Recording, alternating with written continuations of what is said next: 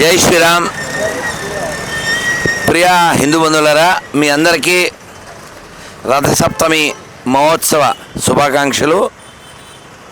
ఈరోజు మనం అమలాపురంలో ఉన్న స్వామి వివేకానంద సేవా సమితి వారి ఆధ్వర్యంలో 13 సంవత్సరాల క్రితం స్వామి వివేకానంద యొక్క భావజాలాన్ని వ్యాప్తి చేయడానికి ఇక్కడ ఈ మూర్తిని పెట్టడం జరిగింది. ఎన్నో సేవా కార్యక్రమాలు జిల్లా వ్యాప్తంగా స్వామి వివేకానంద సేవా సమితి ద్వారా జరుగుతున్నాయి.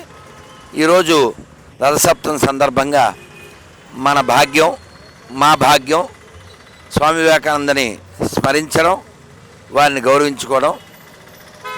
స్వామి వివేకానంద లేకపోతే భారతదేశ చరిత్ర మరోలో ఉండేది. వారు స్పష్టంగా చెప్పినటువంటి మాటలు ఇక్కడ రాయబడి ఉంది. లేవండి, గమ్యం చేరే వరకు విశ్రమించవద్దు.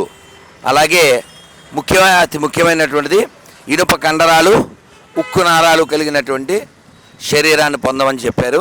అంతేగాని మనం పాపులం కాదు, మనం పుణ్యాత్మలం, ఎక్కడే పుట్టాం, పాపులం కాదండి. అదే విషయం స్వామి వివేకానంద చెప్పారు. అంటే అక్కడ 3 పాపులు వెళ్తున్నారు, వాళ్ళకు కూడా కలిపి చెప్పాను నేను, అంతే. అది ఎందుకంటే మా దోస్తులు కదా, వాళ్ళు మా అభిమానులు కదా, సో వాళ్ళకే చెప్పాను, పాపులం కాదని. స్వామి వివేకానంద మనకి ఇచ్చిన ముఖ్యమైనటువంటి విషయం ఏంటంటే, అందరూ చెప్పండి, అమృతస్య పుత్ర, అమృతస్య పుత్ర, అమృతస్య పుత్ర.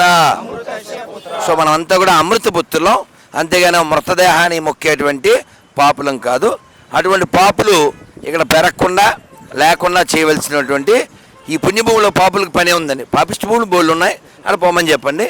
మన అందరం పుణ్యాత్ములం, ఇది పుణ్యభూమి, పుణ్యాత్మలు మాత్రమే ఇక్కడ ఉండాలి, పాపాత్మలు ఉండాలని చాలా ప్లేసులు ఇక్కడ పంపిద్దాం.